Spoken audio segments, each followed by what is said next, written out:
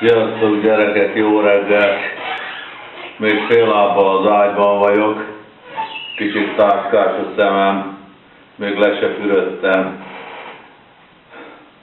Korán ébredtem ma nagyon, és aztán most még kényelmesebb behújni a szemem.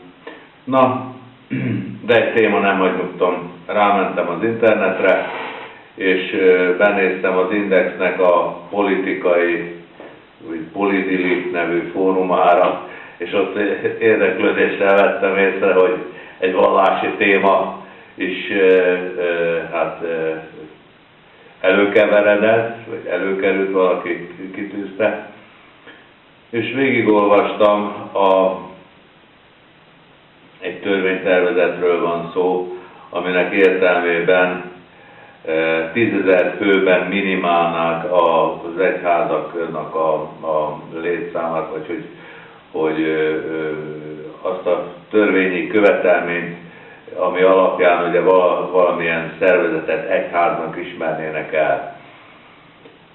És az egyik hozzászólásban hivatkoznak egy ilyen Magyar Nemzet online cikkre, és hát az ott egy elég célzatos cikk, és rögtön azzal kezdi, hogy hát micsoda állapotok vannak, túl liberális a magyar szabályozás, már 100 főtől egyházat lehet alapítani, és biznisz egyház, biznisz, a pénzre mennek, igen, mert azt mondja, nyilvánvalóan csak a pénzre, hiszen olyan egyházak vannak, mint Méklepény fogadók gyülekezete, akiknek a rituáléja, az első menstruáció megünneplése, egyház, azt mondja, Jehova tanúi, mondja, mint a szörnyűséget mondana, aztán azt mondja, és a Karma Kagyupa és a Krisna tudatú hívő két buddhista egyház is. Na mondom, ekkora sötétséget, ha már valaki nekiáll cikket írni,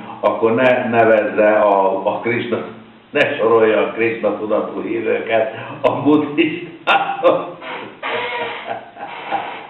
Hát ez egyszerűen, ezt Mári néni a házmester, az jobban el tudnám mondani, mint ez a művelt újságíró, aki neki állt most fröcsögni a kis egyházakra, és hát nyilvánvalóan csak a pénzért, és akkor aztán ugye ilyen adatokkal próbál operálni, na most olyan adatok voltak, hogy a 4 szegletkő apostoli egyház 3 fölajánlótól 8770 forintot kapott, és ez bánt, és ezt nevezik a történelmi egyház, biznisz egyház.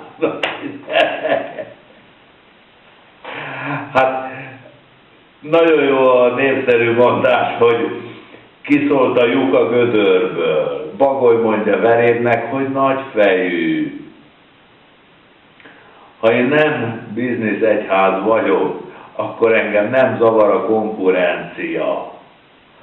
A konkurencia mindig az zavarja, akinek az érdekeit sérti. Na most, ha én hiszek önmagamban, és visszatérek itt most egy kicsit a Féltékenység gyökerei című témánkra, akinek van önbizalma és tudja, hogy mindent megad egy kapcsolatban, az nem fél attól, hogy elveszik tőle. Ha egy egyház tisztában van azzal, hogy ő a maximumot nyújtja, és tisztességes, és az alapító szándékai szerint működik, akkor nem fél attól, hogy elcsábítanak tőle híveket. Mert akit el tudnak csábítani, azokat vigyenek tőle. Na de 3 fő az apostoli kis egyház, ez baj. Ettől félnek a történelmi egyházak, ettől rezegnek az oszlopaik, attól nem tudom én, 387 000 forinttól, amit a Gyurcsok Józsi 78 híve fölajánlott a fizetéséből, fölajánlották, egyszer van rá lehetőség, most akkor azt hiszik a történelmi egyházak, hogy nekik fogják fölajánlani, hogyha betiltják a Gyurcsokot, és neki nem lehet.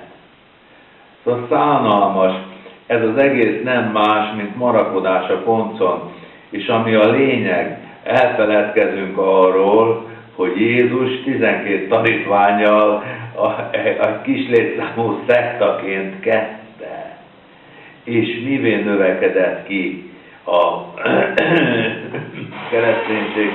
Tehát,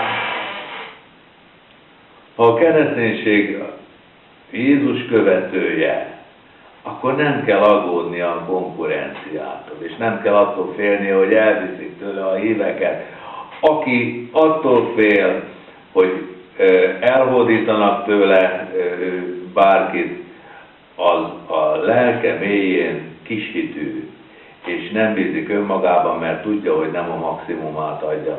Nézzétek meg, ha egy újságcikkben szó kerül arról, hogy egy nőtől elhódítják a férjét, amiben mindig mind a ketten hibásak, mert a nő valószínűleg nem adott meg valamit a férfinek, ha el tudták hódítani, akkor az rögtön, hát hogy is mondjam, milyen szóval fejezem ki magam, örömlánynak titulálja az illetőt, vagy K-nak mondja, és együtt éltem 2001-től 2003-ig egy hölgyel, őnek az anyukáján és a lányain kívül minden nő maca volt, őneki mindenki csak maca. Szóval lehet, hogy is mondjam, sarat dobálni a kisegyházakra. Én inkább azt mondanám, ha már az ő helyükben lennék, hogy Aquila non captat muscas, a sas nem kapod legyek után, ha már egyáltalán úgy érzik, hogy ez konkurencia, vagy azt mondanám a bölcs arabok mondásával, a kutya ugat, a karaván halad. Gyerekek, nem a koncon kell marakodni, Isten országát kell keresni, és Isten országába kell eljutni mindenkinek, ahhoz pedig a pénznek és az állami támogatásnak az égvilágon semmi köze sincs. Sziasztok!